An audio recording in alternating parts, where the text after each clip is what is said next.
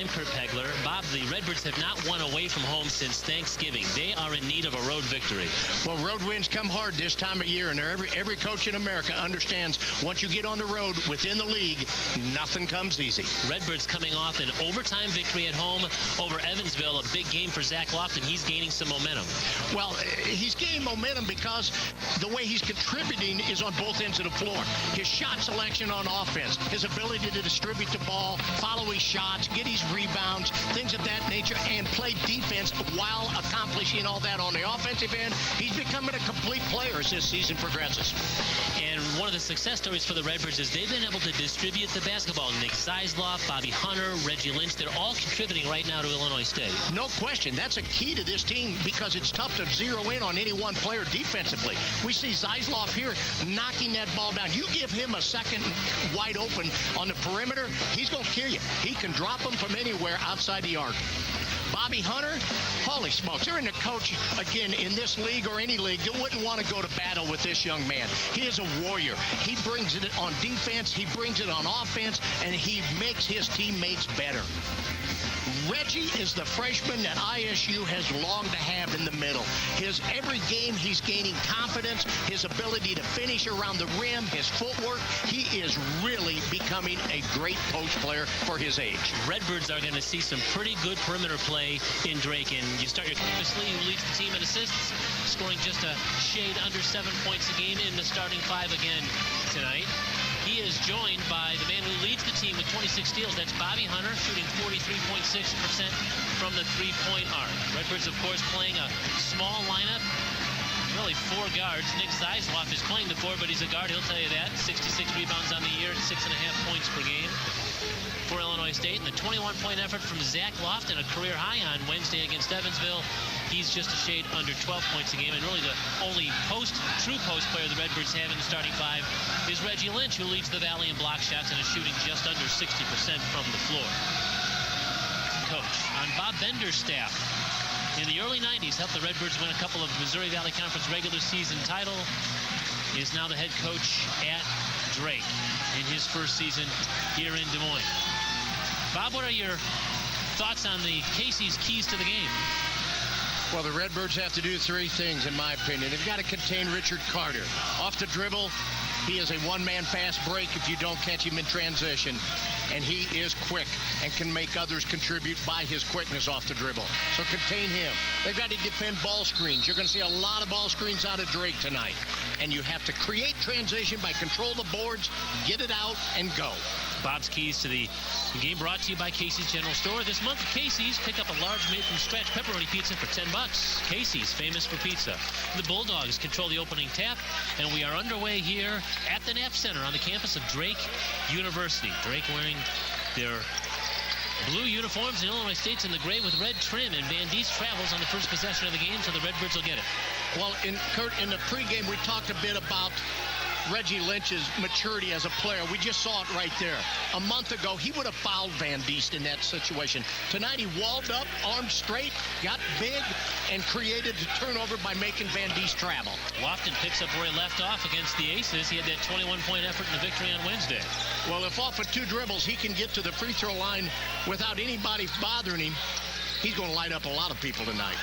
Drake's got to pay attention to him off the dribble. Redbirds, of course, in this zone, which they have employed so effectively this year. People always ask, why is a zone more difficult than a man-to-man? Because you rarely see a zone. People do not play a lot of zone. And there's Carter, who knocks down the 3. He shoots the three-pointer at 32%. That's his 24th three-point make of the season. The senior from Detroit. And that's what the zone will do. It'll make you have to shoot threes because you're open. And Nick Zeisloff answers. Zeisloff had 4 three-point makes a week ago tonight, and the Saturday home game against the Loyola Ramblers was a key factor in that victory over Porter Moser's team. Another turnover, second of the game for the Bulldogs. Again, maturity by Lynch. He got around, he broke contact, got around on the high side of Van Diest, created another turnover. Harris Lee for 3. The Redbirds are 3 out of 3 from the field tonight, and they've run out to an early 8-3 advantage.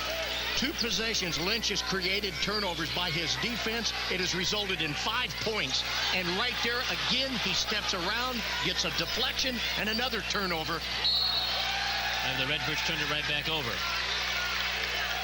Well, you mentioned the three-point shooting. Paris Lee was 2 of 13 from beyond the arc in the last 4 games.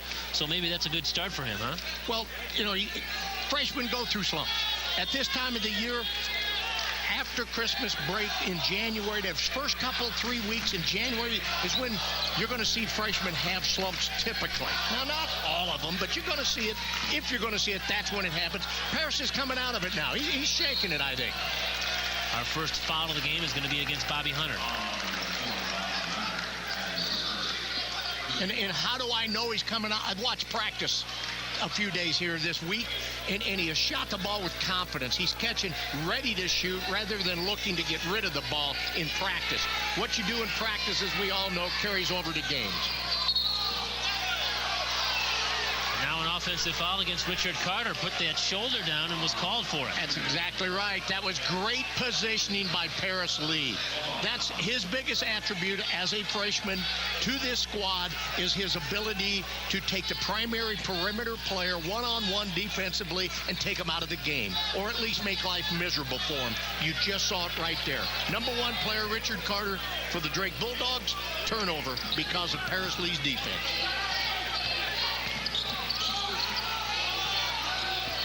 Lofton's going to fire another 3. Not on target. I think he went up off the floor that time thinking he was going to pass inside. And because of that thought process, then when he had to shoot, it was not Purdy. Never leave the floor unless you know what you're doing with the ball. Never. Lofton shooting just 23% from the floor in his last 3 road games. We mentioned the difference between your home performance and your road performance, especially for a young player. And he's a good example of that because last week was terrific in 2 home games. That he was. He contributed in many different ways in those home wins. And the Birds are at the best when he's playing at that level. 3 on the shot clock. Madison has to shoot a long 3-point shot. Now the Redbirds come back with numbers. Lynch fills the lane and lays it in. That is one of the keys. I talked about transition for the Redbirds. The transition needs to come from the post players. You see Reggie Lynch getting out. Here's a rebound by Bobby Hunter. Gets it out, and who's running the floor but 6'10", number 22, Reggie Lynch. When the bigs run the floor and the perimeters reward them with the ball being thrown into them, they like to run the floor a little bit more then.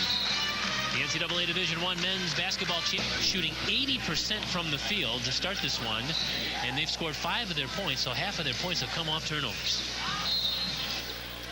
And Reggie Lynch has been the creator of most of those turnovers. He started well tonight. He's got his head in the game, obviously. And when you're talking about an 18-year-old, that's important that they start well. And yet another Drake turnover. That's the worst case scenario for the Drake Bulldogs, is to start the game like this. And Zeisloff nails a 3. 3 more points off a turnover possession. Redbirds are really capitalizing. That's important. It's one thing to turn it over, but if the opponent does not take advantage and score, then you've really not hurt yourself or done damage. Tonight, there's been damage. Aaron Hawley's first touch of the game is a 3-pointer. He's made his last 6 3-point shots, covering 4 home games. The Bulldogs really needed something there, and they got it out of Hawley. Well, Hawley's been, as you said, he's come up big for him as of late. He's a gamer. Lynch with an offensive rebound up the Lofton miss, and he scores. And he scores with his left hand. He gets the rebound on the right side of the rim, gets his man in the air to go for it, and reverses it off the left side, left hand.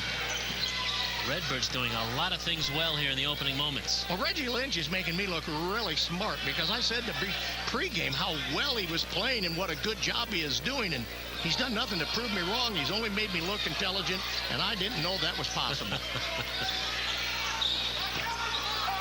Shot missed that time by Danielek. Back up the floor of the Redbirds.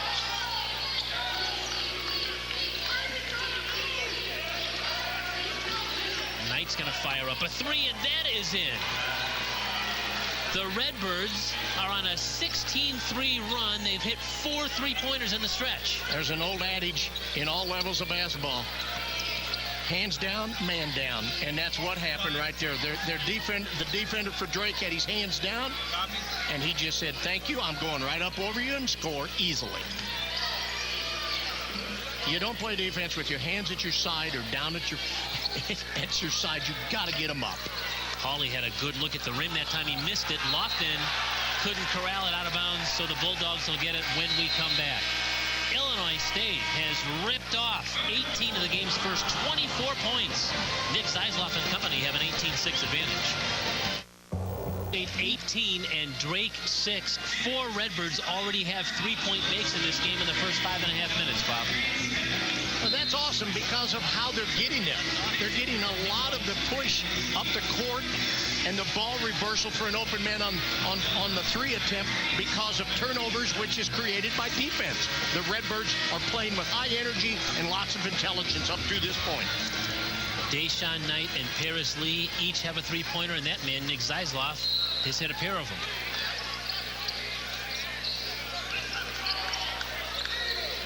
And we're seeing Jacob Enevold in the game for the first time for Drake, the 6'11 freshman from Denmark.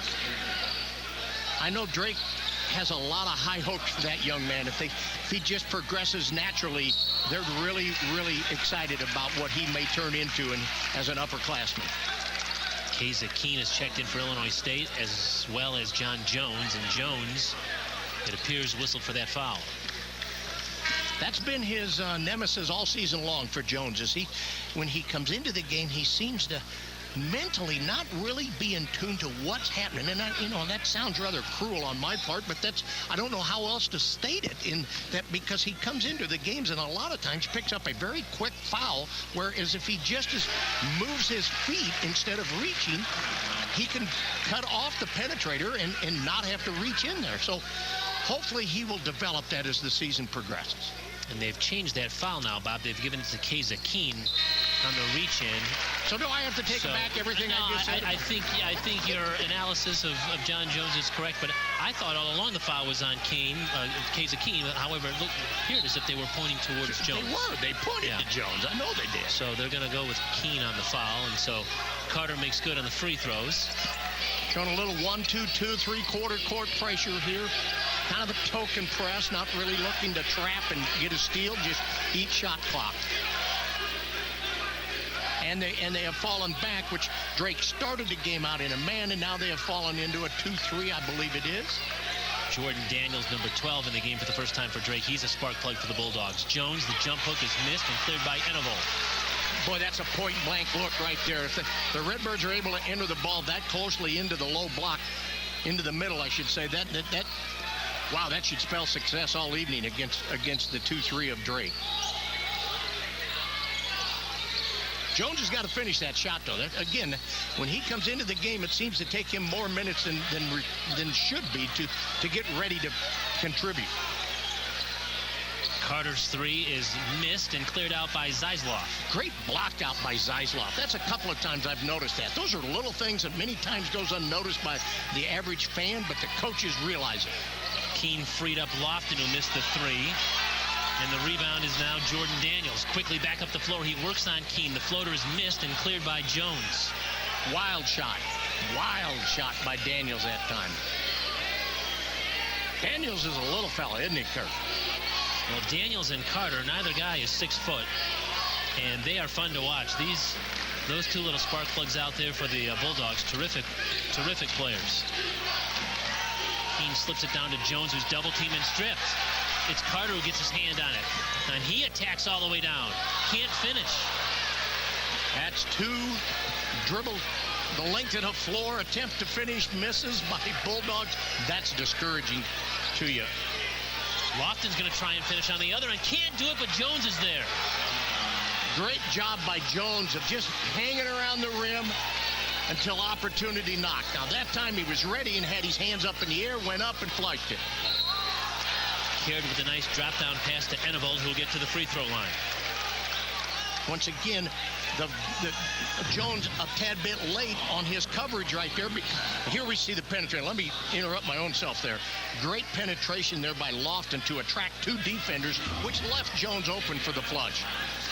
On the defensive end, though, Jones was a bit late because that pass should not be that easy to dump down to the big kid and without any pressure. You got to get up on his face. I mean, Jones is 6'8", 260 pounds. Go up there and be a factor. See Richard Carter to the bench now. He'll get a breather, and Madison is in. Reggie Lynch back in now for Illinois State as he spells Jones. After their hot start, the Redbirds have cooled off. They've missed their last three three-point attempts, and one out of their last 4 shots has gone in. So they have cooled down a little bit. Just a token pressure here by the Bulldogs just to slow down that rapid pace that the Redbirds were playing at. Here's Wills now in the game. He missed the short shot. Hawley clears.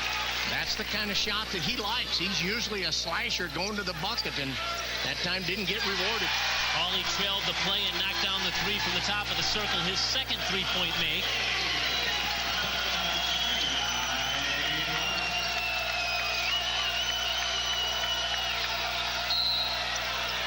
Whistle's going to be against Drake. And it's going to be against Hawley. Timeout on the floor. Illinois State with a 7-point lead over the Bulldog. We mentioned this is year number 1 of the Ray Giacoletti era at Drake. And my broadcast partner, Bob Morris, knows Mr. Giacoletti well. You both served on Bob Bender's coaching staff at Illinois State in the early 90s. Can you give us some dirt on Ray Giacoletti? Well, you know, typically that's an easy thing to do on a coach that's a friend of yours. But you know what? Ray Giacoletti doesn't have dirt. If there's truly a nicer guy in the coaching profession, I've never met him. He's one of the classiest people I've ever had the pleasure of being around and working with. Coached at North Dakota State, at Eastern Washington, and at Utah and Gonzaga before coming here to Des Moines. Offensive rebound, Wills can't get it. Tipped up and in.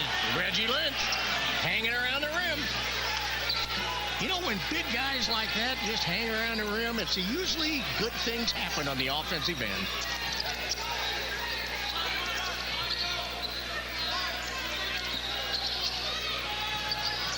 Venables corrals it. He's in trouble. Turnover.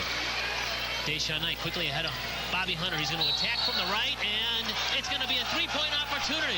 What focus and concentration by Bobby Hunter. The strength to go up and create the contact to go through him. We'll see it right here. Great trap down low. Created the turnover. Bad pass. Boom.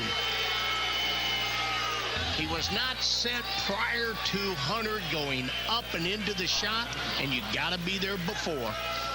Simple call, easy call on that possession. Not always is the block charge easy. Very difficult.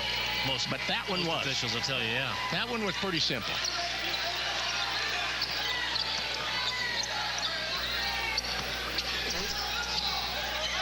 Redbirds now back to that largest lead of the game at 12. And there's a block by Lynch. He leads the league in block shots.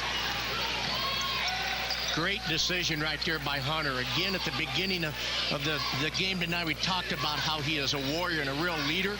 There's a great example. Don't force the action. It was 1-on-3, pull it out. Good defense by Ennevold there. And now another steal. It's Paris Lee tightrope walking, and he finds Hunter in transition, but it's out of bounds, and the Redbirds will maintain possession.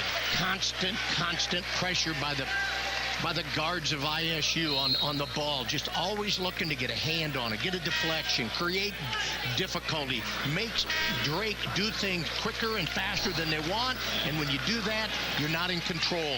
The defense is. Well, Illinois State is number 1 in the Valley in steals, and they're showing that off here tonight.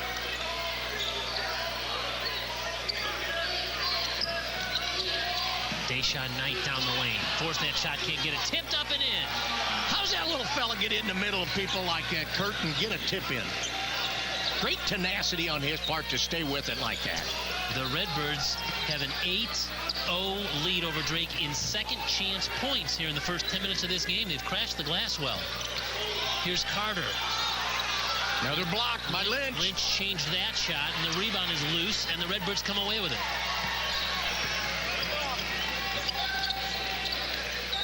Paris Lee left open. That three is in. The Redbirds are stroking the three tonight, and Ray Giacoletti needs another timeout. I believe that's a 10-0 run. I believe it was 20-13. The Redbirds were up 7. We look right here. We see Deshaun Knight following up his own miss for the easy lay-in, easy tip back. And nobody, look at it, not a defender within 10 feet of Paris Lee. And of course I'll shoot that, he says, and make it. A 10-0 run from Illinois State, and the Redbirds on the road with a 17-point advantage. A lot of basketball yet to be played, but an awfully good first 10.5 minutes of this game for Dan Muller's team. Well, the thing that I'm noticing about the Redbirds for a road game tonight is that their focus is there, and they know what they had to do. They were well prepared. The scouting report was right on track, and they know if they put pressure on the Drake Bulldog guards, they're going to force their offensive starts out further from where they want to be and create some opportunities for steals and deflections. You get steals and deflections, you're off to the races, and especially the Redbirds, because they love transitional basketball. And that's how they have harassed Richard Carter and taken him from being a main player to being a non-factor. Yeah, a third of the Redbirds' points, 10 of them, of those 30 off turnovers. And that's being well prepared. Great scouting report. And then going out and executing it with energy and intelligence. Daniels is bumped as he was penetrating. Foul's going to be on Paris Lee as Nick Zeisloff comes back in the game for the Redbirds. And Blake Danielak comes back in now for the Bulldogs. Jordan Daniels is listed at 5'9", and I think they had him on a stretch board when they measured him, if that's true. But he is a player. I mean, he was at Boston College and transferred from there. You don't go to play in the ACC because they don't think you can play. I mean, he's a true player. Enevold had great position there and an easy dunk for him. Good-looking freshman Enevold is. What a body. I mean, he's a horse. He's probably not the most athletic of postmen, but if, surround him with athletes and players, and you're going to get good production from him. Lynch had his pocket picked that time from Carter, who goes all the way down and lays it in. That's what Carter does best. I said in the pregame that he is a one-man fast break. We just saw it.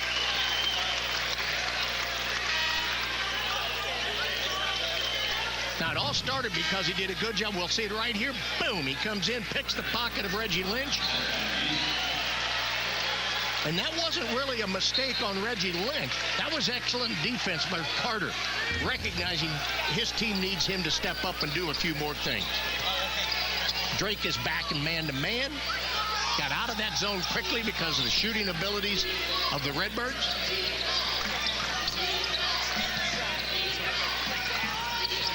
Hunter works baseline contact, and again he drew a foul after leaving his feet. That's going to be on Seth Van Diest. And if you're leaning, I had a camera in front of me I couldn't see, so I really don't know what that was. If we get that one on replay, it would help a lot. Here we see it. Bobby Hunter going base. Well, I can tell you right now it's going to be a foul. He's not there. That's not brain surgery to make that call.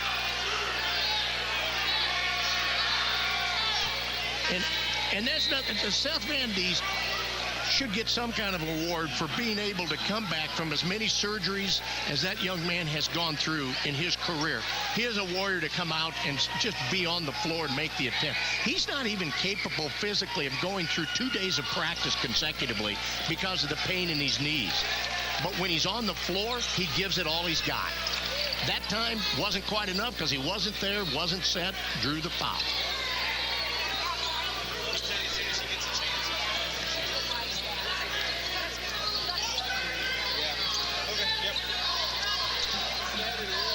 Here's Van Diest now. Give and go with Danielak, who missed the finish. It was a great pass by Van Diest. Should have been finished.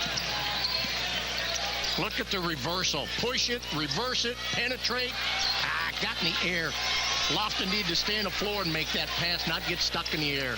Bulldogs back now off the turnover. And another reach in against the Redbirds. Officials timeout. 7:26 here to go first half. Illinois State 31. Drake 17. Here in Des Moines with 7:26 to go in the opening half. Redbirds taking advantage of some turnovers for the Bulldogs. They have 10 points off turnovers. Illinois State does. Well, that's awesome. With 7.5 minutes to go in a half, that you've already got that kind of a conversion ratio off of turnovers. That's fantastic. One of the things on the road, Kurt, that coaches are always looking for, and they really look for it for every game, but particularly on the road, you need these things, is how you finish the first half, close it out to deflate your opponent, and then how you start the second half. Right now, the Birds are in a position where they can really blow this game open if they finish strong, and somewhere similar to the way they started the game. If they can finish it the same way, they can blow this game open by halftime. Now, let's see what they can do. That's all, in theory, that sounds wonderful. Doing it becomes another thing. Jordan Daniels to the free throw line, the Boston College transfer who became eligible at the semester break. He just had a string of 11 consecutive free throws made. Snapped as he missed the first one of the two, so he split the foul shots. And it's a 31-18 Illinois State lead. Just under 7.5 minutes to go here, opening half. Kurt Pegler, Bob Morris, our Niles Media Group sports team with you here in Des Moines. Changing things up a bit, out of a little semi-press just to eat some clock. The Drake Bulldogs now fall back to a 2-3 zone. They've been mixing it up 2-3 and man throughout the whole first half. Neither have worked particularly well. Zeisloff, an offensive rebound, is going to give Illinois State another possession. Carter reached in on it. Why was that? Because when the shot went up, Nick Zeisloff was at the free throw line. He kicked the ball out for the shot, and then he didn't stand. He went to the rim. I talked about hanging around the rim. That's what you do. And he went to the opposite side, which is, to quote an old phrase or an old study, 73% of all missed shots go opposite side of where they were taken from. So if you go to the opposite side of the rim for where the shot was taken, you got a pretty good chance of being involved in a rebound. Zeisloff was and got a jump. That time John Jones whistled for the foul.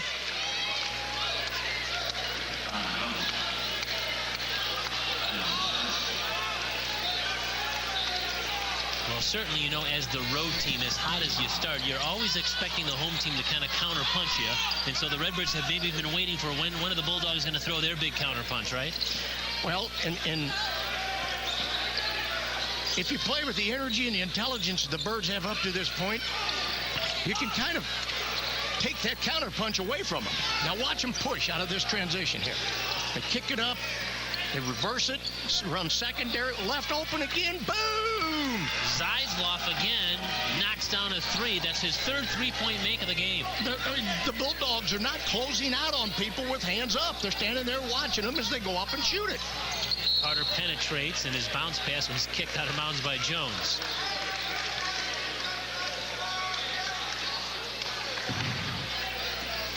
I'm really impressed. You see Zeisloff right here. Ball's reversed. The guy's not out on him. You're not going to guard me. I'm a shooter. Shooters love it. They lick their chops when people come out with their hands down.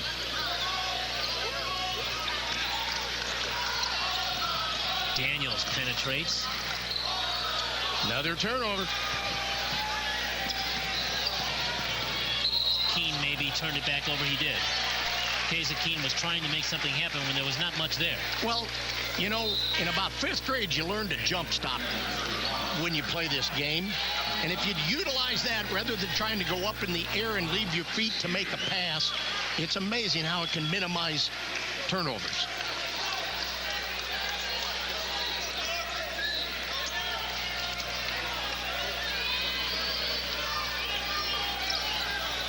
Redbirds continuing to dog the ball at half court. They're not picking up anything three-quarter, full court. They're just meeting the ball at mid-court and just dogging it, just making life miserable. Kerr didn't want to shoot it, and he drew contact. I believe that's the third on Jones. Each one of Jones's foul has kind of been an excuse me foul. Here we see it. The high post gets it. Jones doesn't close out. And when he does, you saw it right there. He kind of leans up, and he's out off balance and out of position. He's going to get a foul every time. He's got to stay in an athletic position and defend. That's his second foul. Foul indeed on Jones. Remember, we talked about that one that was initially maybe given to him, but changed, and it was Keynes. Wills is going to come back in to replace Paris Lee as Caird is at the free throw line. He's a foreign player as well, international flavor on this Drake Bulldogs team. We mentioned already Enevold being from Denmark. Chris Caird is an Englishman. He's studying because he wants to get involved in the renewable energy field. Well, good for him. His wife is from Ireland, so they've got all kinds of international flavor in that household.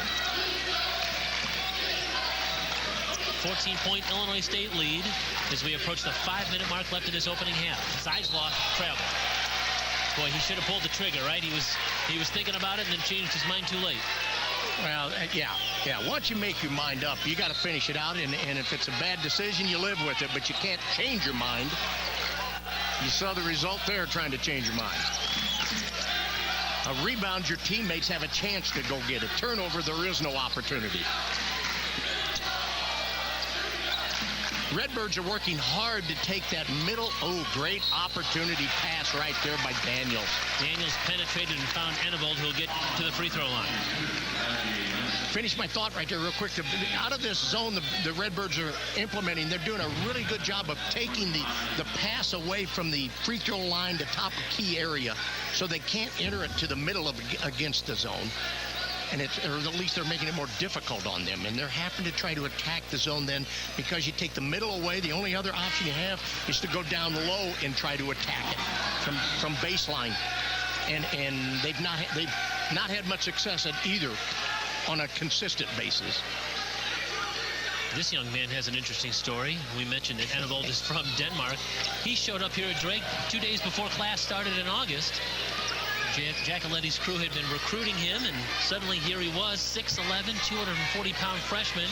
The game maybe initially was a little too fast for him, but he's really caught on, and he appears to be progressing and improving with each game, especially from a rebounding standpoint. Nice move on the low block there by Lynch. That was a set called from the bench right there by Coach Muller and his staff, and you saw the result. A lay-in right on a reverse right to Reggie Lynch. Caird with a tough shot there. Ball is loosed. Redbirds comes away with it. Lynch doesn't get a block, but he sure gets he had a lot to do with the shot being changed. Off the turnover, it's Hawley, but he can't finish. I don't think Hawley was expecting the pass between the legs. Now Knights hangs, fires, and scores. No, it wouldn't go down. I thought it was in too, Kurt. Had a man wide open in the corner and probably would have been better off kicking that one to him. Daniels kick out to an open Hawley. That is short. Long rebound is tapped out and controlled by the Bulldogs. That's the kind of shot that Hawley normally can knock down. He's good at, but the Redbirds defense is hustling everything that the Bulldogs do, and they're all pulling the trigger quick. They're playing in a hurry and not in control. You can tell both teams are out of gas right now. Well, I'd rather be out of gas and up 16 than out of gas and down. Floater rims out, and Wills gets it. But you can just tell by the body language, and Dan Muller says, my guys need a break, and we're going to get a 30-second timeout and get some fresh bodies in there. Good recognition by your part, Kurt, seeing that both teams were gassed, and I think it was pretty evident. We saw a lot of guys with their hands on their knees and bent over and things of that nature. And, it's not that you can't recover. You just need a little blow, and Coach Muller recognized it. Hey, battle of the boards right now, 20-9, and that has been a key to the Bulldogs' success this year. Obviously, well, a lot of times it goes without saying, when you out-rebound your opponent, you typically win, and Drake is perfect 11-0 in the games in which they have, or 10-0 in the games in which they've out-rebounded their opponent. That's a great point, because I talked about how the Redbirds, one of the keys, they needed to create some transition tonight. Well, you can't create transition unless you're controlling the boards, and that's exactly what the Birds are doing. Lynch works on Enevold again. A little bit of a freshman error there. He tried to do too much. He went for the reversal rather than just going up for the strong power layup. Bulldogs have missed their last 6 shots from the field. Gone about 5 minutes of clock time, game clock time, without a bucket. Almost another turnover right there. Daniels penetrate and kick. Danielak can't get it to go. Lynch brings it down, and now he's going to be called for a travel. I don't know why he would have dribbled it. Find a guard, big fella. Find the guard. 2:47 to go in the opening half, and the Redbirds lead by 16. Illinois State with a 36-20 advantage over the Drake Bulldogs. The Redbirds have come out active and aggressive here tonight, Bob. Well, they have, and because of that, we see a 16-point gap between the two squads. One thing, though, you got to be careful of. You got a freshman out there in Reggie Lynch trying to do just a little too much in the last couple of possessions. Once on offense, when he got the ball down low, could have gone straight up for a power layup, tried to reverse it, missed it. Came down on defense then, got a rebound, and instead of outletting to a guard, tried to take off with the dribble. Just got to slow her down and dial her back, stay within your confines as a player, and rely on teammates then to get you in a position to be successful. The official stat sheet has him for 1 block. However, he has altered several. Oh, yeah. I'm questioning that stat completely. I know of at least 2 and I think 3 that he's got his hands on. Oh.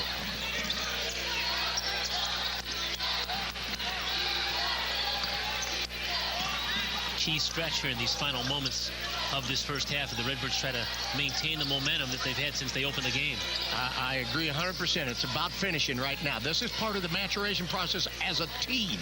You've got to know when to be able to put the hammer down and finish a half out. Hawley spins and had a shot blocked by Lynch, who then flipped it out to Hunter. The Redbirds have numbers, and he is hacked, and so he's going to get to the free throw line. All right, once the turnover was created, the ball popped in the air. Reggie Lynch got it. We'll see it right here. There he is in the help. He helps get it, and boom, he can't get rid of it fast enough. I just talked about him trying to dribble before the outlet. Prior to that, I think he was reminded during the pass timeout, find a guard, big fella, and then go do what you do best. And so Hunter, the junior from Reno, Nevada, who's had 5 straight double-digit scoring efforts, to the free throw line.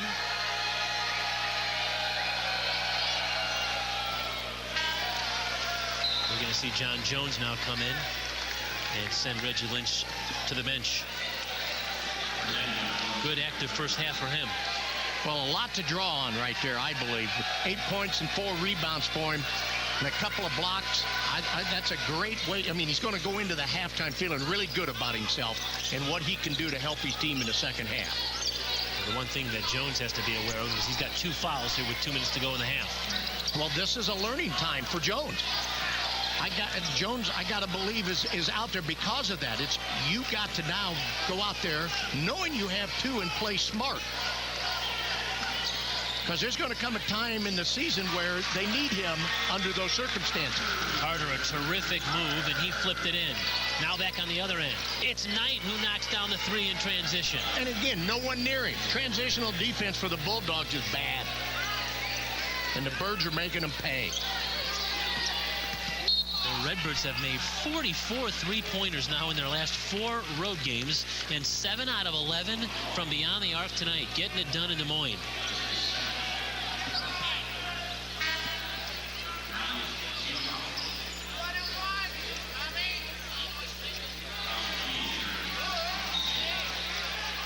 Carter's going to be at the free throw line now for one of the bonus.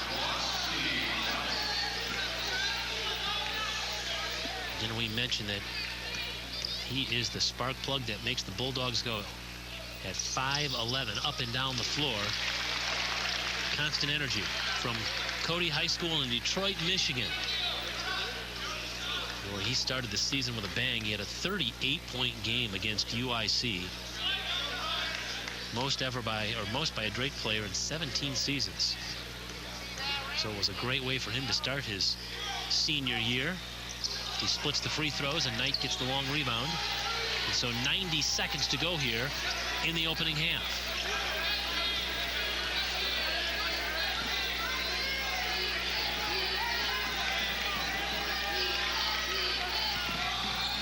Dean turned it over.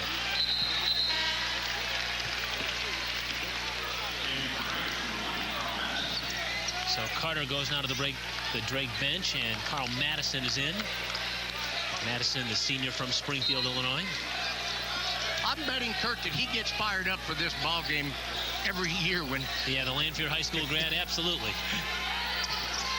Out of Central Illinois, you better believe he'd like to show something against the Redbirds. As we approach 1 minute mark left here in this opening half.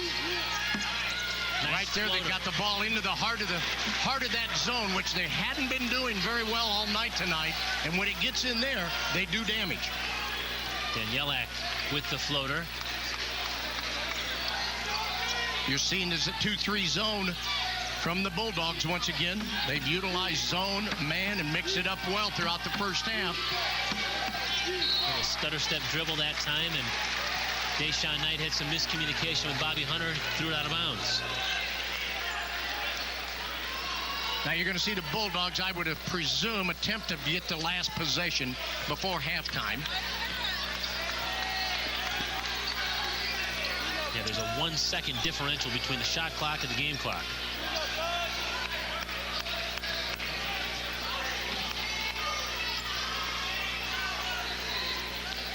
Now you're going to see the Bulldogs in this possession attempt to get the ball, whether out of penetration or a pass, to the middle of that zone, about where the Valley word is written in the middle of the lane. And if they can have success. If not, as you see right here, a turnover happens. And so now Zeisloff's going to come in as the Redbirds have 4.7 now to work with in their final possession of the half. Zeisloff in for Wills. Another perimeter shooter who has been shooting the ball well the entire first half. Bobby Hunter penetrates all the way down, scooped it in, and the Redbirds get 2 more points right before the buzzer and will take a 17-point advantage to the halftime locker room.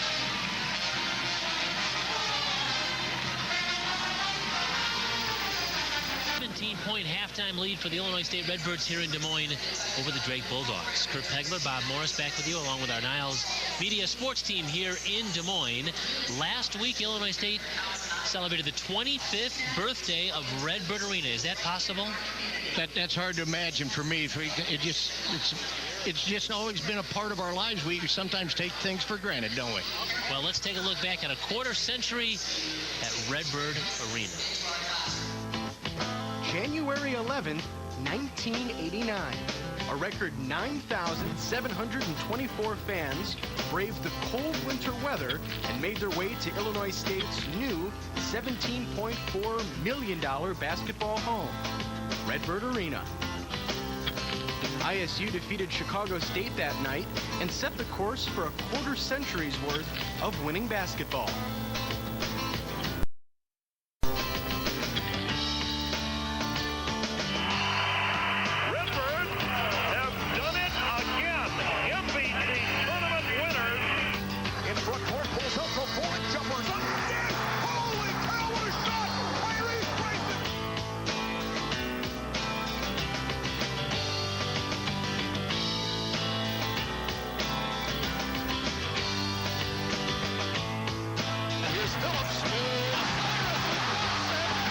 Tonight, we recognize Redbird Arena's 25th anniversary, the home of Illinois State volleyball and men's and women's basketball. The home of the Heartland's greatest fans. The home of upsets. The horn sounds, and the Redbirds win. Illinois State, D-ranked state. Buzzer beaters. Fires, it's good! It's good! And the Redbirds win the game! Rivalry. And triumphs. The home of champions. The home of the Redbirds.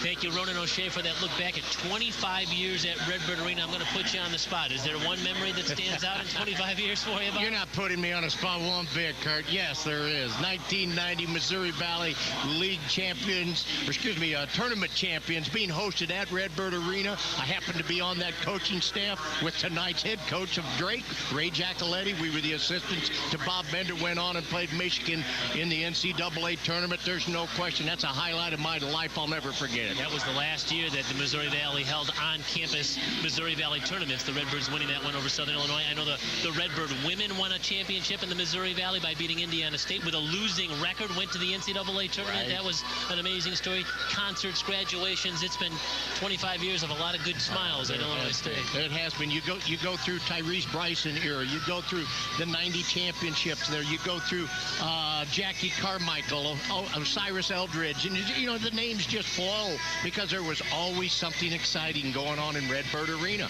It hasn't stopped yet. I don't think it's going to. Kurt. Some guy named Dan Muller had some pretty good nights at Redbird Arena as a player. His team right now is having a pretty good night in Des Moines. The Redbirds lead Drake 42-25 at the half. We're around. These are easy shots. There's no question that they should be making them. And the numbers don't lie. The Redbirds shooting it at 53% from the arc, or for the game, and 64% from the arc. They've cashed in on the turnovers as well. Well, and that's, the first half stat sheet is going to be stuffed with Illinois State highlights, and the score indicates that. And they're doing it because they're creating some offensive opportunities from their defense. 8-0 is the stat in second chance points. So the Redbirds have done it on the offensive side, they've done it on the defensive side, and they have a 17-point lead as we get ready to start the second half. Illinois State 42, Drake 25. Second half is up next. And the top part of their zone, and they needed to create transition. I think it's been pretty evident that's happened all evening. Bob's Keys to the Half brought to you by Casey's General Store. This month at Casey's, pick up a large made-from-scratch pepperoni pizza for $10. Casey's, famous for pizza. Drake starts the second half with the basketball and already a foul on the Redbirds. Well, if you go back and recall the very first possession Drake had to start the game, they went down low and challenged the freshman Reggie Lynch down there, and he created a turnover by creating a traveling. The second half, they do the exact same thing, go back inside, and he fouls by putting an arm bar in the middle of the back of Seth Van Diest. Carter drains a three. He started the game with a three-point make and starts the second half with a three-point make. Earlier I talked about being able to close out a half to deflate your opponent, and then how you start the second half with the energy level to help deflate an opponent. And now an offensive foul on the Redbirds. Was that on Lynch also? Looks like Bobby Hunter.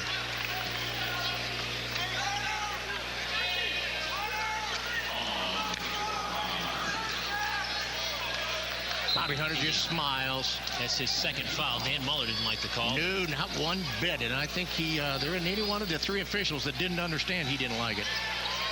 Hawley goes down low. Van Diest lost it, and the loose ball comes out, and Drake still has it. Van Diest down low works on Lynch, who blocked it out of bounds. Well, I tell you, there is definitely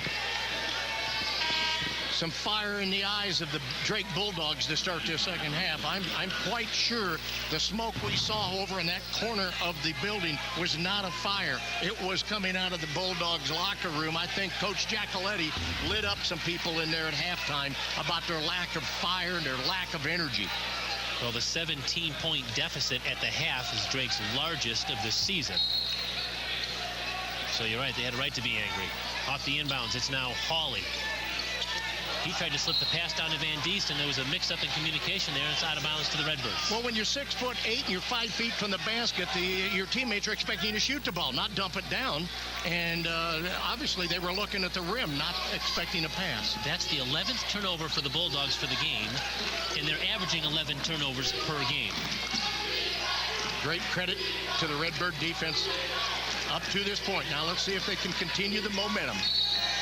Sizloff to Jones, who's fouled by Van Diest. Good ball movement right there, and Jones did a great job of stepping in and sealing Van Diest behind him. He's a better athlete. Van Diest has been injured in both knees. He's had surgeries. Take advantage of that. Go at him.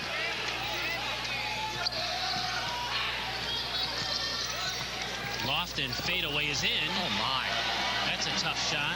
First points of the half now for the Redbirds. That's a shot you can't defend. That was so silky smooth, it was incredible. Carter. Tough shot tipped in by Van Diest.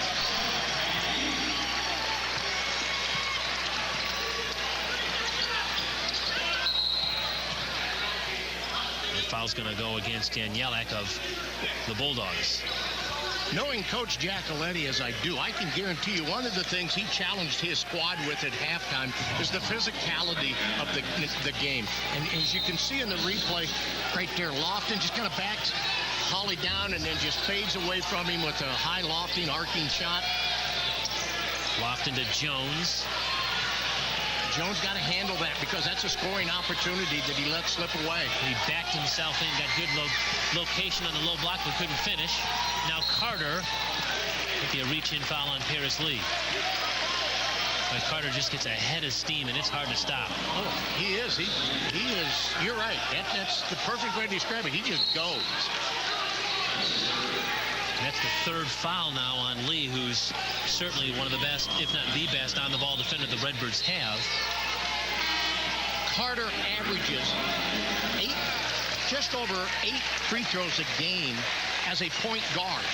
And you don't see a lot of point guards who are distributing the ball at the foul line that much. And that's, which means his role is a little different than your typical point guard. As well it needs to be for Drake to be successful. That's going to be on Zeisloff. Flash to the high post, the free throw line, top of key area. Easy pass. Nobody took that pass away. And when you get the ball there, it opens up so many other things against that zone. Redbirds were doing a very good job of keeping it out of there in the first half. They've got to continue with that to be successful. Aaron Hawley catch and shoot, can't get it to go. And another foul on the Redbirds. This is a different Drake Bulldog team right now. Now let's see how the Redbirds from Illinois State react to that.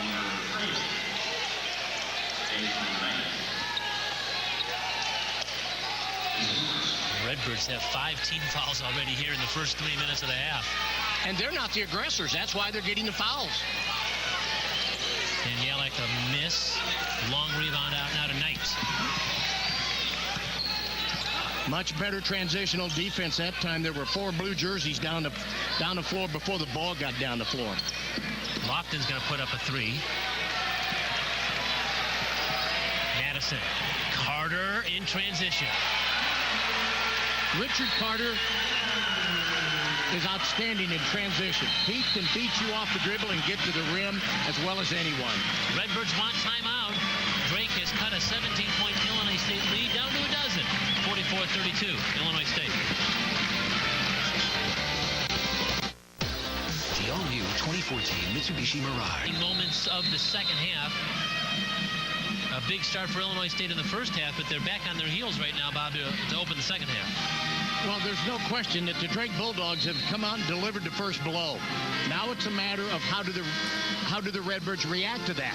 Are they going to get back on their heels and play passive, or are they going to get back to what made them successful? Be the aggressor. Don't take a blow, deliver one. And I don't mean literally, I mean in your style of play. Richard Carter has outscored the Redbirds here in these opening moments of the second half, 5-2, and the Bulldogs have a 5-1 second half rebounding advantage in the game as well. Madison just fouled Hunter at the timeline. A lot of whistles here in the opening moments of the second half. And that was a needless foul, too. It wasn't like he was going to steal the ball. But when you're trying to get a mindset of aggressiveness back into your squad, you'll live with that foul, I guess. Keene, extra pass to an open Hunter from the corner. So the Redbirds continue to shoot the 3-ball well. Well, you hit on the key right there. Keza Keene had a shot, but he made the extra pass and got Hunter a wide open look. And now a steal from Keene. And he's drawn a foul. They're just not giving it to him. And he scooped it up, couldn't get it. And Lynch, the tip is no good. Wow. A lot of contact during the transition for there to be no call. Carter is blocked by Lynch, but a foul. It's going to go on Keene.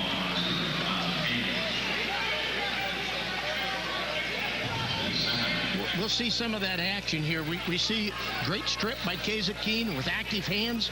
And right there was the first contact. Right there was the second contact. And then he got bumped for a third time when going up on the shot.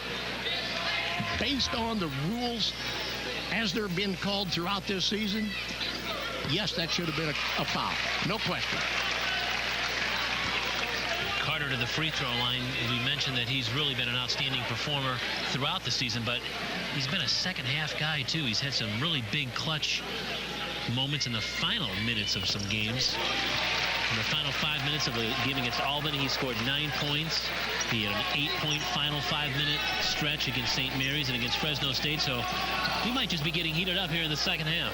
Well, he's a fighter, no doubt about it. He isn't going to accept defeat without swinging. Deshaun Knight off the curl in the open jumper. Great set. That again was a call off by the staff from the bench. Got a great look for Deshaun Knight to get him back in and get active. Comes off a little screen down low, runs the baseline, curls, and boom, catches and pops. So Hunter, who was 0 for 6 beyond the arc in his last 2 road games, hits a 3. And then Deshaun Knight, who's had a quiet night, knocked down a jumper there. Redbirds getting some other players involved here. And now there's another whistle. ISU wants a travel, but it looks like it's going to be a foul. Might go against Reggie Lynch. Here's the foul. It's going to be on Lynch, and we will step aside. 15:46 to go in this one. The Redbirds have a 15-point lead. Drake 49-34. They'd like to carry some momentum into Wednesday night when they will take on the 5th-ranked Wichita State Shockers at Redbird Arena. The Shockers will come in as the highest-ranked opponent in the 25-year history of the arena. The highest-ranked team that the Redbirds have ever hosted prior to that was 15th-ranked Drake. That was back in February of 2008. So Wichita State coming off an impressive 20-point win today over Indiana State. Their closest opponent right now in the standings, in the league standings. So they're coming in red hot, 19-0, and the Redbirds will meet them Wednesday night at Redbird Arena. I'm sure Dan Muller would like to have that place rocking. Oh, yeah. I think that's going to happen. When the Shockers come to town and Coach Marshall is there, I just think that the Redbird fans are going to come have a whole lot of fun on Wednesday night.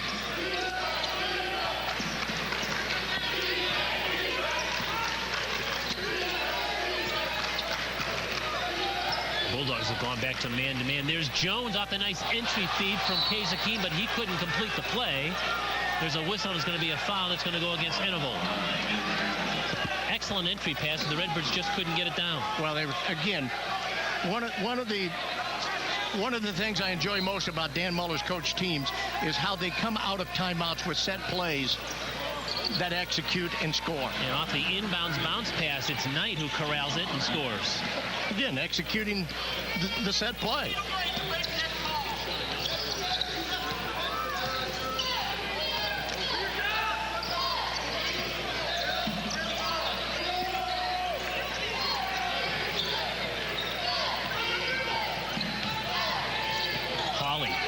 Stripped, ball is loose. He went down to get it, and he's fouled. Redbirds were awfully close to coming away with another steal, but Hawley stayed with it. You see, those are the things that frustrate coaches because that ball's loose. Nobody's truly got possession. Go get it. It's a fumble. Dive on it.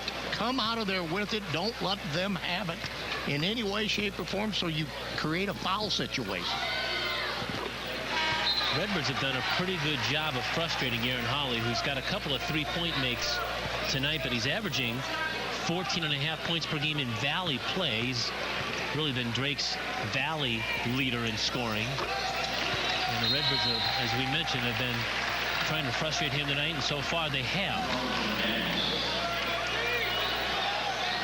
Yeah, he's 21 of 46 from the 3-point range in the last 11 games.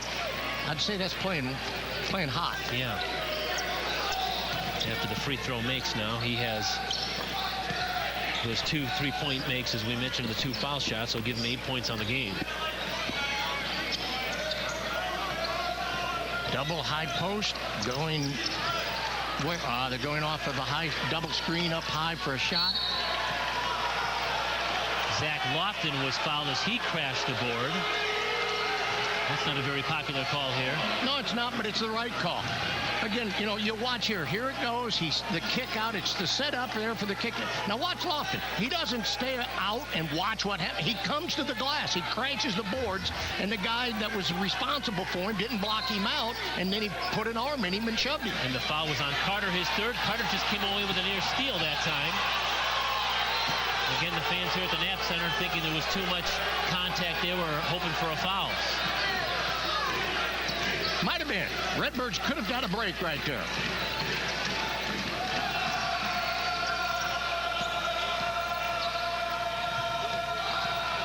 Knight, offensive foul. He pushed off trying to create some space there. That's his second. Got his forearm out. And I do believe, as we'll see on the replay here, here's the good King penetrates, kicks, and there he comes. You see that forearm. Boom. If you extend it, they're going to call it. That's pretty easy, really.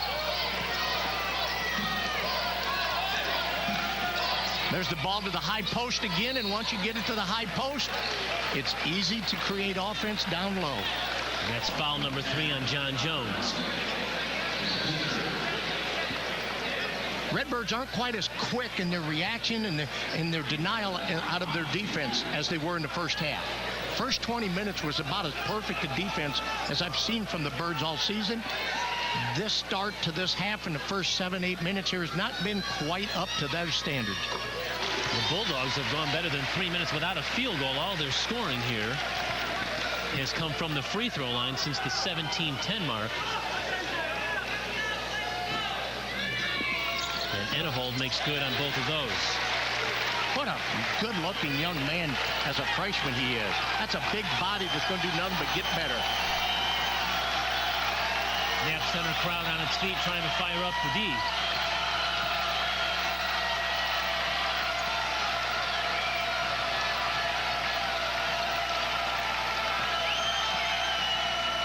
Redbirds trying to get a little organized here. Knight's pass is intercepted. It's Carter again. It was, yes. He feeds Daniels, who's fouled. Those two in transit. If you allow those two to get in transition, they're going to nip you every time. No question about it. They are going to fly. And the only way you can slow them down or stop them is to foul them. And that was Chris Caird who got his hand on that ball to initiate the steal. And so Daniels now to the free throw line. Well, Daniels and Holly have been the guys, as we mentioned, that since the Valley portion of the schedule has started, have been doing the bulk of the heavy lifting as far as the scoring. And of course, you mix in Richard Carter, and that's their three-headed monster. Yeah, you got to have 3 people that score to give yourself a chance as a team to win. When you take 1, sometimes 2 of those away, you have no chance. And if a defense can do, which is what the Redbirds did in the first half. Carter got 10, but nobody else chipped in to help him much. This half, you're seeing multiple people step up for the Bulldogs. Drake has scored 9 consecutive points from the free throw line and has quietly made this a 10-point game after being down 17 at the half. Now a whistle on the perimeter against the Bulldogs.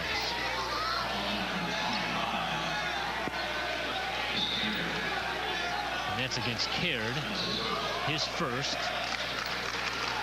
It's the 6th team foul against Drake. Illinois State already has racked up 10 team fouls here in the second half. So the Bulldogs are in the double bonus. Pass intended for Lynch is knocked out of bounds. Good execution on the inbounds play right there by the Redbirds, but a better reaction defensively by the Bulldogs to get a hand in the passing lane.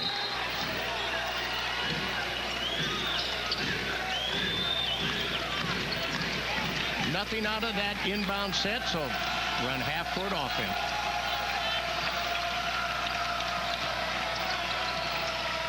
Lee changes direction, goes down the lane, couldn't get it to go down. Lynch had it momentarily, but it's Carter who's fouled by Lofton.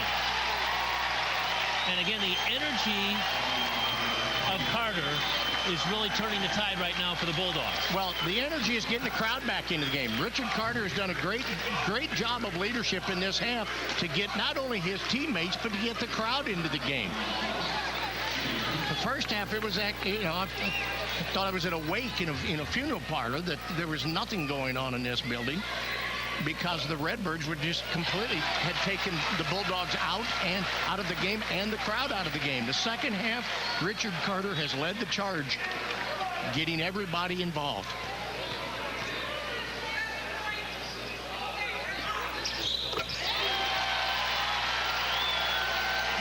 And Carter now with a 19-point game. And it's the 8th game of the season Carter has had at least 8 or more free throw attempts.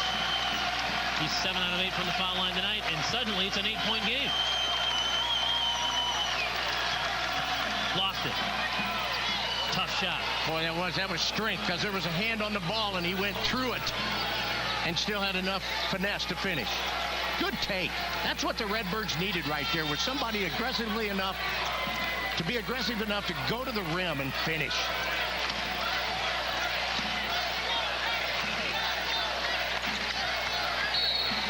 Yep. Turned it over. Carter with a little double dribble there. A little indecision. Thinking pass, then defense shifted and got caught. And he's upset with himself as he goes to the bench.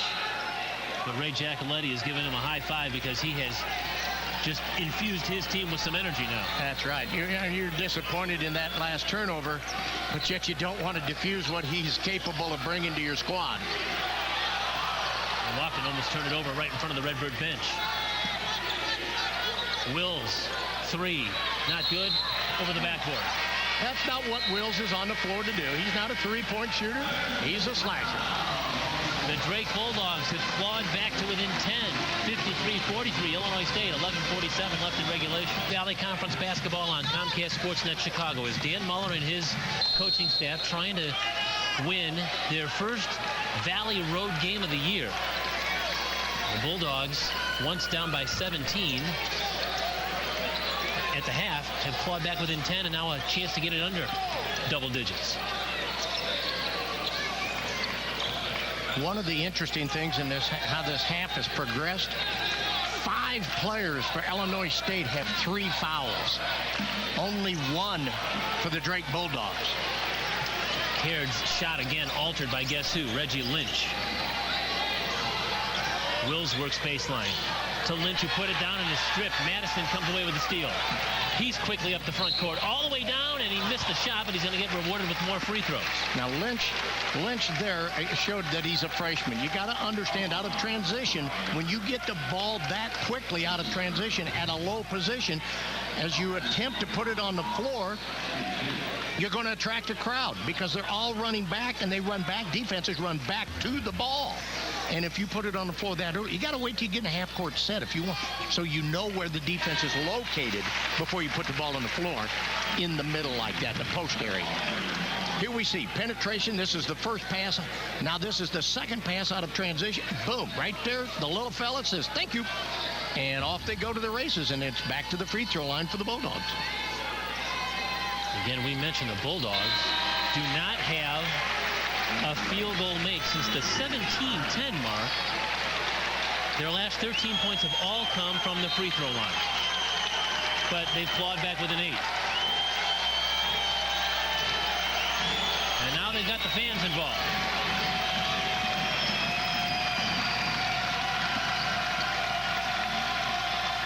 Bobby Hunter missed the 3, a long rebound out. Bulldogs back in transition. Carter again all the way down and fouls. Another foul. If those two get out in a track meet, this is all we're going to see the rest of the game. If they can get out and make it a track meet, you can't keep up with them. We talked about that at the beginning of the show. Here we see it. Boom. He's coming in. He's going to the foul line, shooting free throws. Making a living at the free throw line. He's a 78% free throw shooter.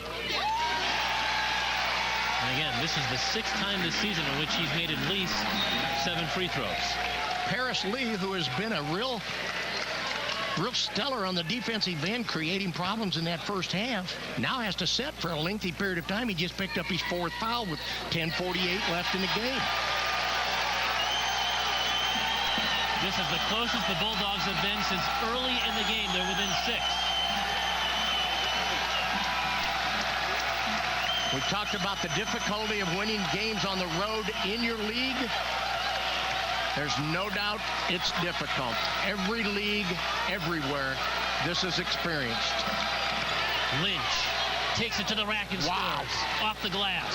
He was not going to be denied, but he was in a position to be successful because he was patient for the offense to get him the ball where that time he put it on the floor. Nobody stripped him because they knew where their defense was. Great patience by the Birds that time. Lynch took advantage of the opportunity. And the Redbirds really needed a hoop.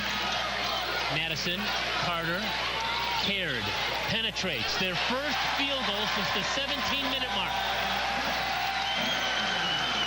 Bulldogs displayed patience there also. Knight tries to answer. No, but Lynch is there for an offensive rebound. Now Lynch has got to go make free throws, something that has not come easy for him this season. He's got to go knock them down.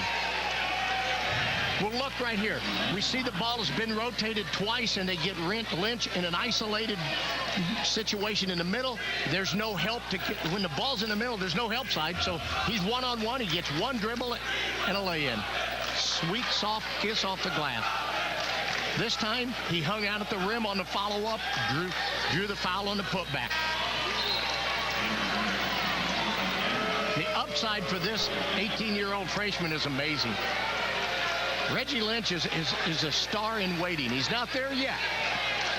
It depends now what he wants to do in the offseason to make himself better for next year, how good he's really going to get. Boy, drains both of those. Looking good doing it.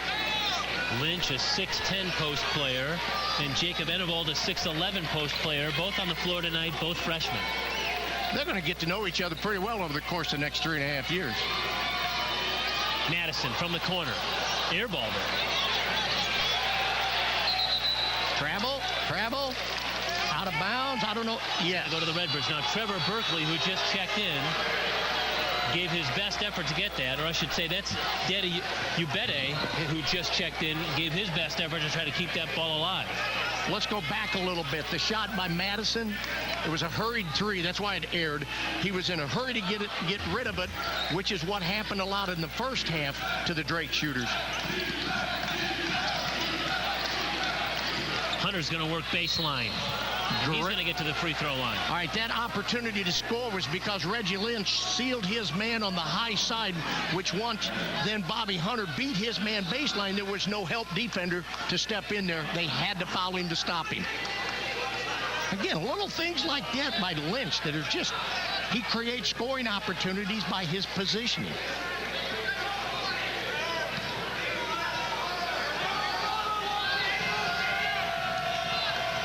So it's Hunter to the free throw line. And now we're going to see Berkeley come in. And he'll give Carl Madison a chance to catch his breath.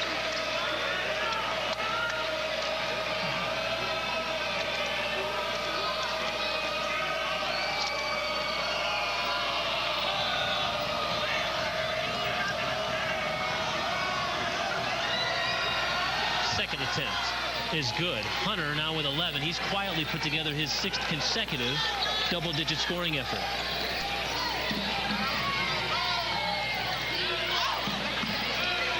And Yelak 3 from the top of the key is no good. Lofton the long rebound, quickly ahead. It's Knight. He's going to take it right to the rim and get fouled. Okay.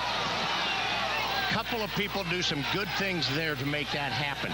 The Redbirds had not been getting much out of transition in the second half because they haven't been, we'll see here. They get the rebound. Bingo. Lofton, what did he do? He didn't dribble. He immediately kicked it ahead, which gains 2 to 3 steps on defenses chasing the ball back in transition. Daniels the foul, his first. And now the next foul will put Illinois State in the double bonus. A lot of free throws in this second half. Hey, Kurt?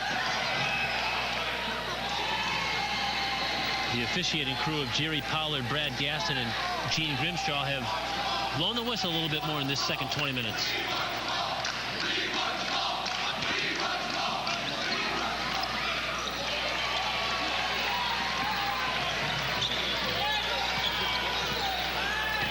Big free throw disparity here in the second half. Drake is 15 out of 16 from the field, or from the foul line, and Redbirds are 5 out of 6. So both teams have shot the free throw well. It's the Bulldogs have had 10 more free throw attempts. ISU has kind of skewed their zone a little bit in the fact that instead of a two-man front, they've gone with what looks like a 1-2-2 with the top pair being extended to the wing shooters. A great pass. Lynch for the jam off the feed from Richard from Deshaun Knight. And the Redbirds have answered a little Drake run with a run of their own. That was just beautiful execution. Watch this, folks. Set back. I'll shut up. Enjoy it. Woo! Well, it came off the missed three from Carter, and the Redbirds really wanted to come back down and get an exclamation point, and they got one. It happened so fast. There was nobody on help side defense. Beautiful bounce pass. Reggie Lynch is. I'm in the fan club. The Redbirds on a 7-0 run after the Bulldogs had missed their last 3 shots from the field, and Lynch is responsible for 4 of those 7 points in that run for the Redbirds. Well, this is the type of basketball that the Redbirds started out playing when the game began. Reggie Lynch was a major factor then. He contributed in many different ways, and now all of a sudden he is again, and the spurt goes again for the Redbirds. In fact, Lynch has been the go-to guy now. He's scored Illinois State 6 out of Illinois State's last 9 points.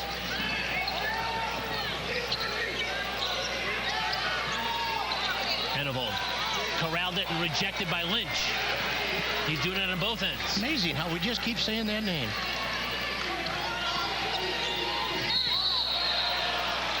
Well, that's that opportunity trying to do a little bit too much, as you mentioned earlier. Well, the thought pattern was accurate. Let's go back to defense. Reggie Lynch makes an attempt and then gets it on the second attempt. So I love how the kid stays with it and has the ability to go right back up. He's got 3 blocks tonight, and it's the 11th time this season that he's had a 3-block game. We mentioned that he leads the Valley in block shots. And we've got a timeout on the floor. The Redbirds have counterpunched here. Got a 13-point lead with 7:56 to go here in Des Moines, but just couldn't get the tap to go in. Illinois State with a 12-point lead and the basketball as we approach the 7-minute mark left here at the Knapp Center in Des Moines. Offensive foul on Lynch. Called it a moving screen. And that's Lynch's 4th foul, and so John Jones is going to get up. That was kind of kind of baffled on that call. If you're going to call that, you could call it every time a screen is set. A high screen, I should say. So with 14 points and now 4 fouls, Reggie Lynch to the Illinois State bench. That's going to hurt the Birds. They got to find somebody else to step up.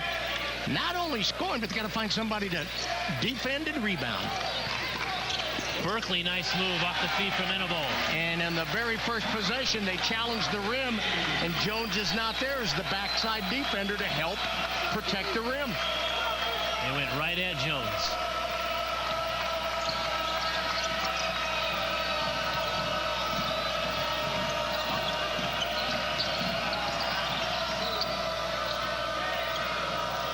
Here's a slash. I can see it. Yes. Wills the finish with the left hand. Nicely done.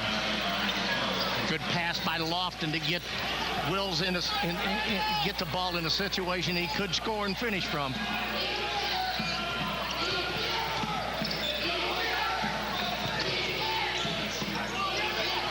Good defense that time. The Redbirds made it difficult on Carter.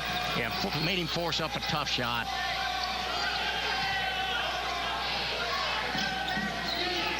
Jones faces the basket now, but he's going to give it up to Lee. The Redbirds can be patient now.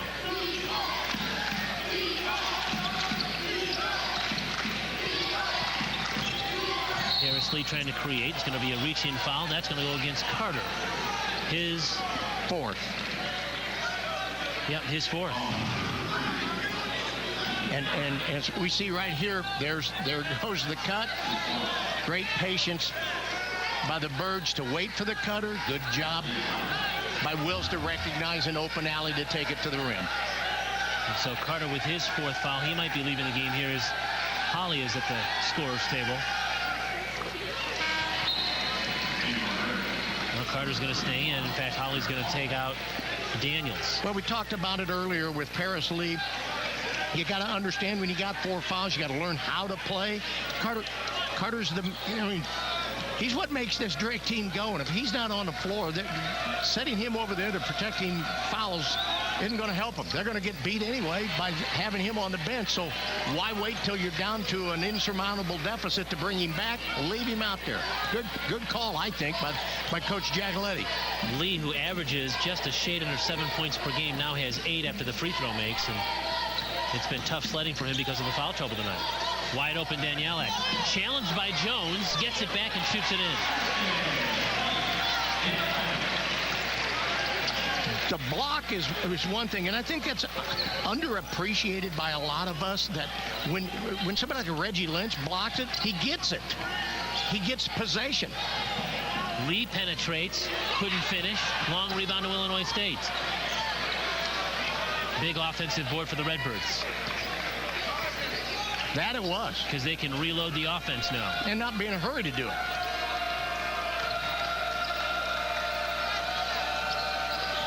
Now, what the Redbirds have got to be careful of with the 12-point lead at 4.5-minute mark, you can't just play to protect the lead. You still got to do what got you there. And Deshaun Knight was fouled by Hawley on a 3-point attempt. So 3 free throws now coming for Deshaun Knight. Deshaun Knight is what, 5'10"? And Hawley is 6'8". What are you doing? You're lunging at him to the point that you foul him and knock him over. Basketball intelligence. You can have all the height, all the talent, all the skill in the world, but if your basketball intelligence and desire to get smart about the game isn't there, then what good is all the ability for you? Knight in a real shooting slump for about 10-12 days. Kind of came out of it with some clutch shooting in the victory on Wednesday over Evansville. You think? Huge three-pointer to force overtime. That was a 16-point effort, and now he is in a 16-point effort here tonight. 17 points after that made free throw.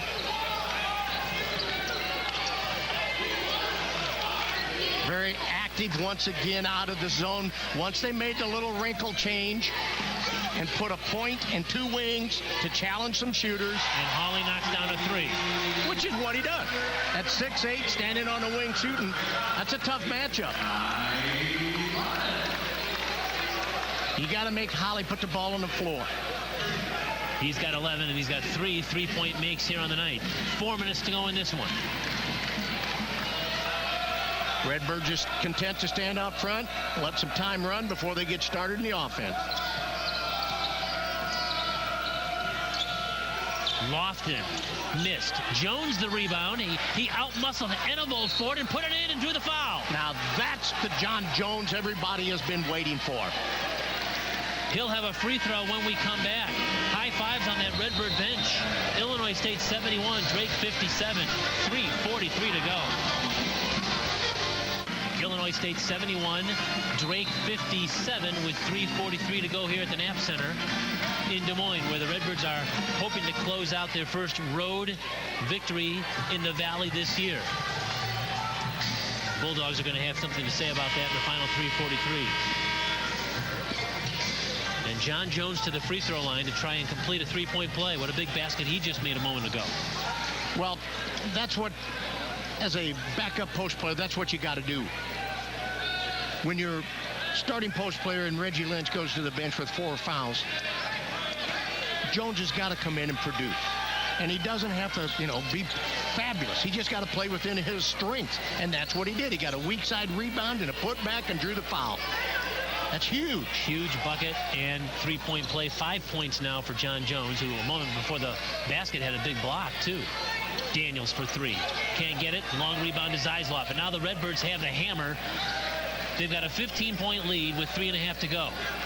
One of the things that has created this opportunity for a victory on the road tonight was the defense, perimeter defense by the Redbirds. The Bulldogs were shooting 41% from the three-point line in Valley play coming into tonight. At this point right now, they're shooting 33% and just missed their last attempt also. That's a big drop-off in production. Credit the Redbird defense tonight. Redbirds turn it over, though. Hawley. Well, a bad handoff from Keza Keene that time. And an open three is made by Carter, who for the 6th time this year has better than 20 points in a game. He's sitting on 24 right now, and yeah, that was a costly turnover. It cost him 3 points. Well, as they're running the weave up front, they're getting some time out there, and then the bad exchange creates a quick opportunity in transition for the trailer to get it, which happened to be, I believe it was Daniels that time, wasn't it? That hit that? No, that's Carter. It was Carter that dropped that on. He's a good ball player. Carter, we talked about him at the forefront of the show about, he's the engine that makes this Drake Bulldog train run, and that engine is rolling, baby. And when he rolls, they roll. I can't even begin to imagine where they'd be without him on the floor in his presence. Well, he's just a 29% shooter from three-point land, but he's made a gamer. Yeah, he's made 3 of them tonight. It's the 5th time this season that he's had a three-pointer night, if you will. And he's now, again, sitting on 24 points, and he's pulled the Bulldogs within 12. We've seen some crazier things happen, folks. Don't count this one as being finished just yet. Road wins are so precious in league play, it's incredible. This would be huge for the ISU Redbirds to get a road win. How they get it, when they get it, they don't really care. They just ask you how, not how, what, how many. That's what it is. They just ask you how many, not how. It's just like a golf game, right? Exactly.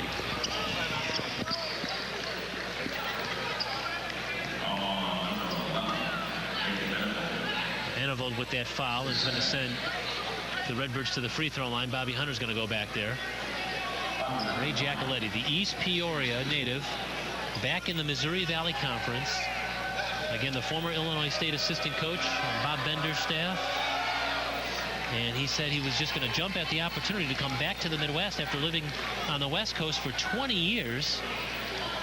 Missed a lot of Christmases and a lot of graduations and things like that. And he and I had a time to visit briefly today, and he said this year he was able to get back to East Peoria with his family, parents, and etc. for Christmas. He said first time in 17 years. Think about that. I've been in Mom and Dad's house for Christmas, he said.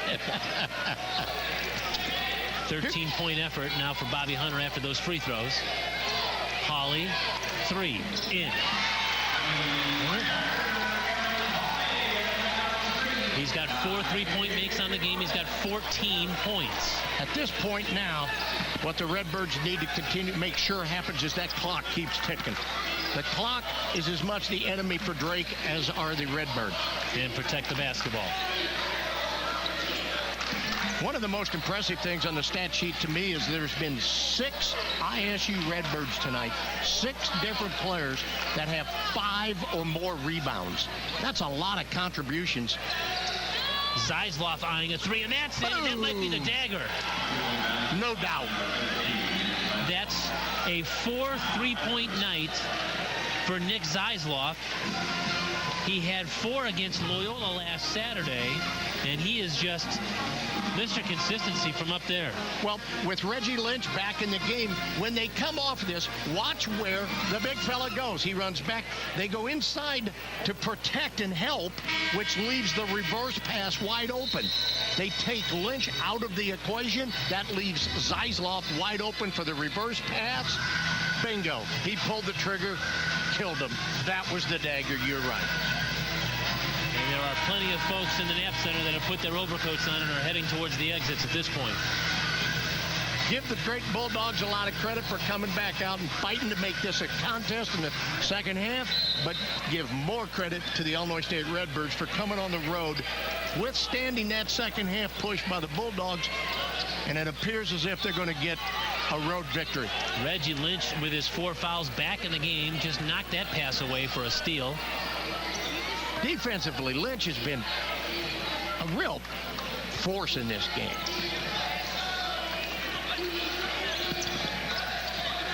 Great job of moving the ball without killing the clock before Drake can foul.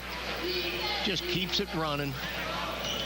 Now as the clock runs down, Drake's going to have to foul eventually or give up a good shot. Zeisloff feeling it. Why not? Oh, you're right. Why not? They were more interested with running that shot clock down. And the Bulldogs just threw it away. We'll see Mitch McLaughlin come to the game for the first time for Drake. And he'll send Daniels to the bench. So the Illinois State Redbirds, without a road victory since Thanksgiving, are about ready to have a very happy bus trip home. You better believe they are. This will make that 5.5 hour bus trip a lot more enjoyable.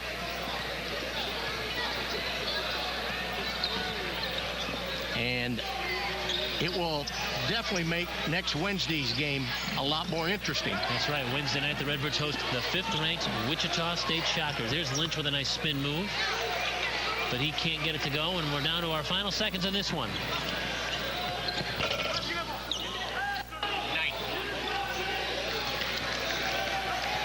And the Redbirds are going to come away with a 14-point win on the road. They won last year here in Des Moines and going to win again tonight at the Knapp Center as Dan Muller and Ray Giacoletti shake hands, and Illinois State has its first road win of the Valley, 77-63. Time now to select the Meyer player of the game.